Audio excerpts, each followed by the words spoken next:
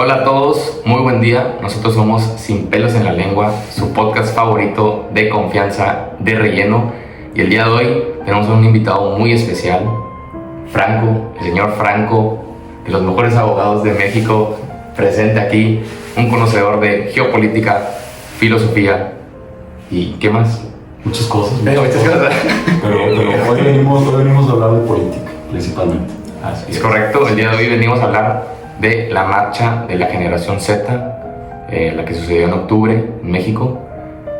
¿Por qué no nos platicas un poco sobre lo que está pasando, qué es una revolución de colores y pues todo lo que está sucediendo ahorita en México? Sí, bueno, primero que nada, muchas gracias por la invitación. Sebastián Alonso, yo soy un gran seguidor. Pelos en la Lengua, me encanta. No, sin pelos en la lengua, me encanta el podcast. Entonces, pues primero que nada, la marcha de la generación Z fue una marcha que trata de englobar los sentimientos de desencanto político, desencanto con las autoridades del país, críticas hacia el gobierno, los reclamos de la juventud en un marco generacional, porque es muy interesante que se llame Marcha de la Generación Z, ¿verdad? Porque nosotros somos Generación Z.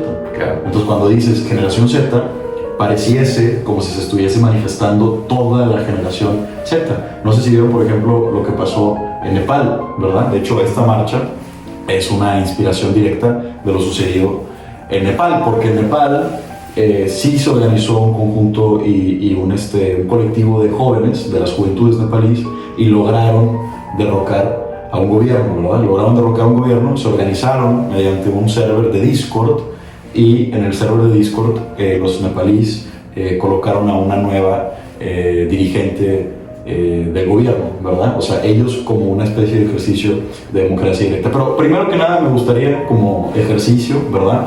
Yo tengo mi perspectiva, yo tengo mi conocimiento y lo que he investigado. ¿Qué han escuchado ustedes de la marcha? ¿Qué perspectivas, verdad? Porque fue muy sonada, muy mediática, claro, muy estrepitosa. Entonces, ¿ustedes qué han escuchado? Ambos, me gustaría saber primero. Bueno, si quieres yo comienzo.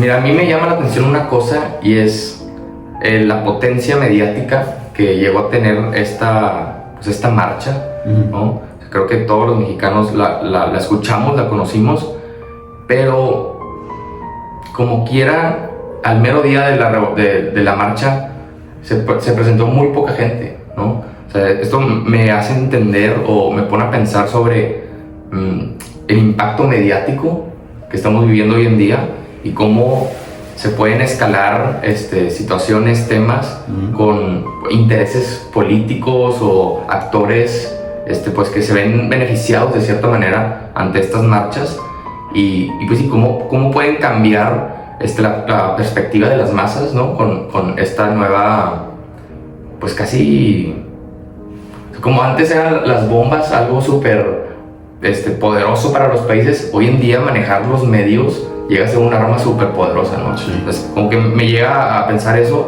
y pues sí, el impacto que puede llegar a tener en nosotros. Sí, estoy pues completamente de acuerdo con lo que dices. Es impresionante cómo los medios pueden llegar a mover tanta gente, a mover los pensamientos de las personas tanto como lo hacen, y que a final de cuentas, pues que las personas puede que tengan o no ese pues, pensamiento crítico para saber si pues estas marchas en realidad se están realizando por las razones correctas o simplemente es no sé,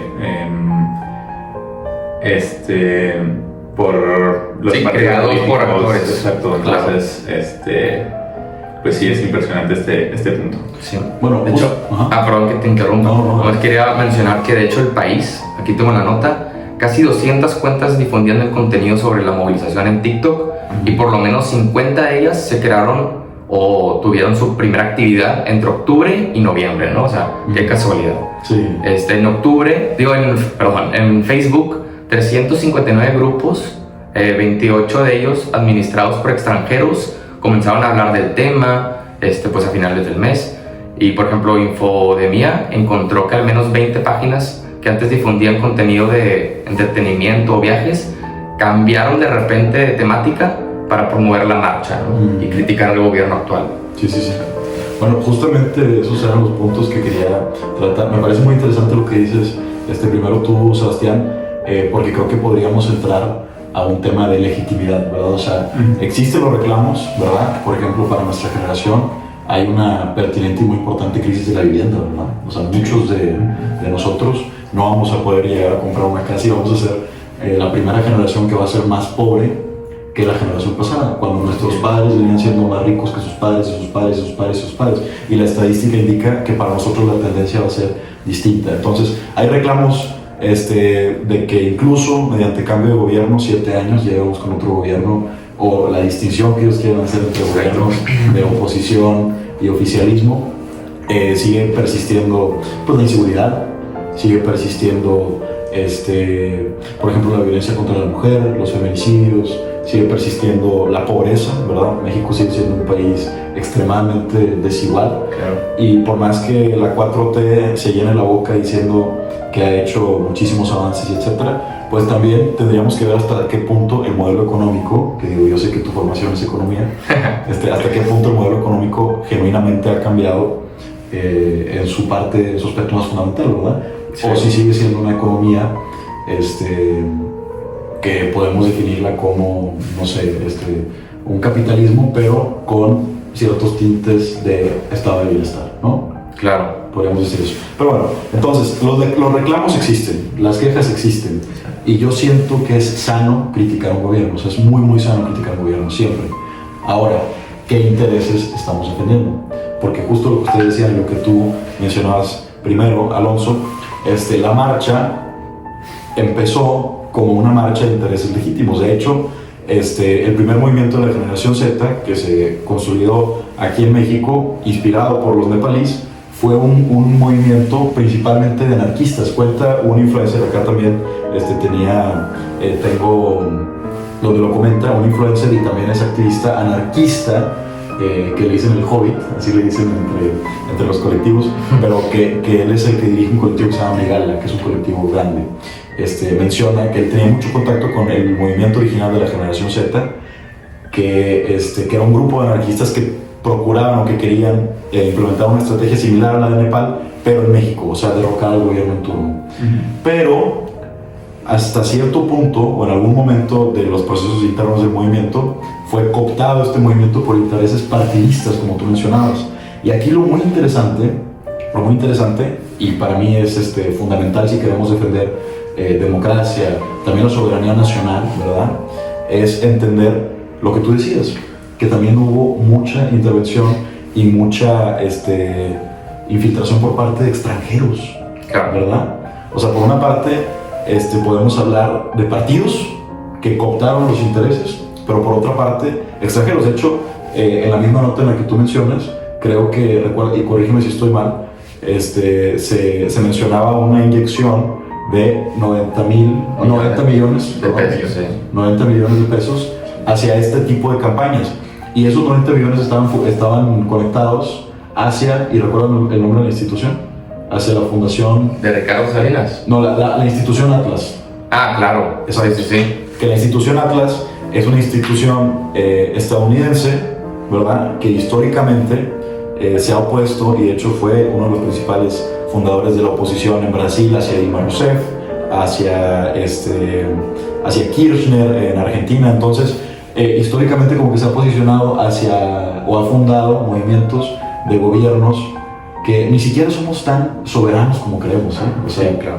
Somos un país que en muchos sentidos estamos muy sometidos a lo que nos digan nuestros vecinos del norte, pero eso poco de soberanía que nos queda, no sé, una nacionalización de litio, lo que quieras, ese poco de soberanía que nos queda es suficiente para que exista un interés de inferir, en nuestro país y fundar un movimiento que busca derrocar al gobierno. No sé ustedes qué opinan acerca de esta cuestión, porque también mencionabas el concepto de revolución de colores.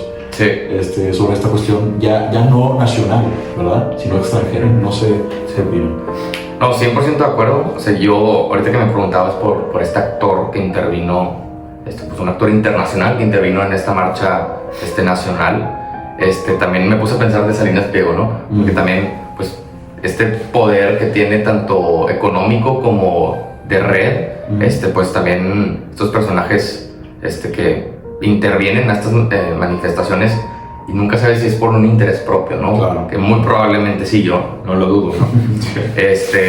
O sí, como bien decías, estos personajes de Atlas Network, que pues, tiene una red de más de 500 centros destinados a difundir la ideología de ultraderecha, ¿no? Claro. Que ya ha tenido presencia en Latinoamérica y España. Y el propio Salinas salió hace poco un video donde él se define como de ultraderecha. O sea, por más de que sean empresarios o actores económicos, no dejan de ser actores políticos, ¿verdad? Eso siempre hay que tenerlo en cuenta.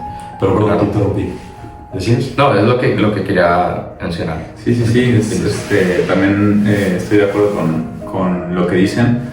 Me parece que pues incluso el poder, la potencia de lo que es la marcha, el movimiento en sí, puede perder pues todo su valor por todo lo que estamos diciendo de que puede ser por nuestros vecinos del norte que estén ¿cómo se dice? Interesados, interviniendo en todo lo que en la soberanía nacional. Claro. Por actores como Salinas, que puede que lo esté haciendo por intereses propios o no sabemos por qué, pero lo más probable es que sean intereses propios. Sí. Entonces, pues sí me parece que todo el poder, todo lo que por lo que se supone que están luchando la generación Z, Claro. pues pierde su valor. Entonces, Digo, y no me lo tomes a mal, yo pienso que el movimiento de protesta en México nace de un dolor profundo y muy auténtico. Por ejemplo, la muerte del alcalde Manso, pues es solo la punta del iceberg, ¿no? De lo que está sucediendo, de la crisis de inseguridad que está pasando en México. Cerca de 30,000 personas mueren al año por un tema de inseguridad. Entonces, pues creo que el movimiento, la protesta, pues tiene un valor muy bueno que se ha llevado a pues, extrapolaciones, ¿no? Pero pues sí, al final del día México es un país donde la impunidad está todos los días. Completamente de acuerdo. Entonces pues sí, yo creo que la protesta en sí tiene algo de valor, pero pues a ver, no sé cómo se haya desarrollado, no sé si el desarrollo haya sido óptimo. Sí, exacto. Pues la problemática existe, o sea, la problemática está ahí, como dices, la muerte, lo que lo detonó en este caso, la muerte de Carlos Manso. Pero pues, es una problemática grave, es una problemática que México ha estado viviendo, no sé, en los últimos sexenios. Entonces, que actores o influencias como la de Estados Unidos de cierta forma intervengan, arruinan o manchan lo que podría ser un movimiento con razón. Claro. Digo, bien decía Porfirio Díaz, ¿no? Pobre México, tan lejos de Dios y tan cerca de Estados Unidos. No, y eso es una gran frase. Yo la uso casi a diario. Pero, no, justo, y lo que ustedes mencionan, o sea, ese tipo de actores, Salinas Pliego, mencionan los dos, seguramente es para intereses propios, ni siquiera tenemos que rascar mucho. Sí, ¿no? O sea, es un evasor fiscal impresionante, ¿verdad? Justo cuando están estos temas de millones de dólares que tiene que pagar, sale a que quiere ser presidente. Exactamente. Todo me suena bastante raro, ¿verdad? Sí, o sea, es sospechoso, ¿verdad? Y lo lamentable es que también lo menciona este activista del que estaba hablando del colectivo Migala, que estos jóvenes, porque no hay que negar también que, por ejemplo, yo tuve amigos que acudieron acá en el centro de Monterrey, ¿verdad? O sea, hay gente que genuinamente fue encantada por estas manifestaciones y fueron y se manifestaron ellos con sus reclamos legítimos, ¿verdad? Entonces, eso también sucedió, pero lo triste es que mientras Salinas Pliego está en su jet, ve cómo manda a chavos como carne de cañón, ¿me explico? Sí. A que vayan y sean azotados por policías. Salió una nota de La Jornada donde dice que se detuvieron al menos a 20 jóvenes, pero detenidos, ¿verdad? Y son jóvenes que a final de cuentas, a lo que estamos mencionando, definitivamente tienen sus reclamos, etcétera, pero dentro del movimiento en el que están formando parte, pues pareciese que son un engranaje dentro de una maquinaria o de una máquina de guerra de los intereses de alguien más. Claro, ¿verdad? sí. O de muchos otros más, porque otro actor también político importante que no deja de ser por un actor económico o actor político es Claudio X González, que también ahí encontramos la conexión con los Estados Unidos, porque Claudio X González, al igual que Salinas Pliego, un hombre muy poderoso económicamente mexicano, durante él fue el arquitecto de la marcha de la Marea Rosa, ¿verdad? Y también de la fundación o de la Organización de Mexicanos contra la Corrupción. Y esa organización, cuando Trump desmantela el USA, exacto, que era el mecanismo mediante el cual los Estados Unidos inyectaba dinero hacia también hacer revoluciones de colores como la Fundación Atlas. Yo creo que ahora por eso lo hicieron antes de la Fundación Atlas, porque ya existe USA. Pues salieron a decir que ya no estaban recibiendo dinero del USA, pero recibían dinero del USA. Y cuando Estados Unidos te da dinero, así como cuando Salinas Pliego te da dinero, así como cuando el gobierno te da dinero, cuando cualquier persona te da dinero, economista, siempre tiene que haber un incentivo. Claro, nadie te va a estar regalando dinero. Nadie te va a estar regalando. Entonces, o hay un incentivo o hay un interés, ¿verdad? Entonces, definitivamente es muy pertinente lo que dice. Y pues también, creo que tú lo mencionaste al principio, es muy interesante cómo los medios moldean, dependiendo de la perspectiva, la información, porque puedes ver una fotografía tomada, no sé, por un medio que es más afín a la oposición, donde están los manifestantes enfrente de los policías, y ves hasta un policía metiéndole la mano así a un manifestante en la cara, y el gas y la fregada. El Zócalo lleno y todo eso. Exactamente, Sí. el Zócalo lleno y gritos, y luego puedes ver una foto de la jornada, que digo, yo no Y haces el zoom out y es totalmente haces lo el opuesto. zoom out y es una manifestación literal en la barda, enfrentito que pusieron de Palacio Nacional, que de hecho la barda que puso la presidenta lo hizo porque el colectivo estaba compartiendo fotografías de Palacio Nacional incendiado. Entonces pensaban incendiar Palacio Nacional, y también pusieron muchas, no sé si vieron, no voy a decir la palabra, pero pusieron muchos insultos en las bardas machistas y antisemitas, ¿verdad? Por el pasado familiar judío de la presidenta. Entonces, también muchas cosas nos indican que la ideología se indica un poco más hacia la derecha, que no es malo, simplemente esa es exactamente la pregunta que a mí me gustaría luego extender a ustedes al final del podcast para cerrar, cómo conectamos esto con la democracia y con la libertad de expresión de diversas ideologías, pero eso hasta el final.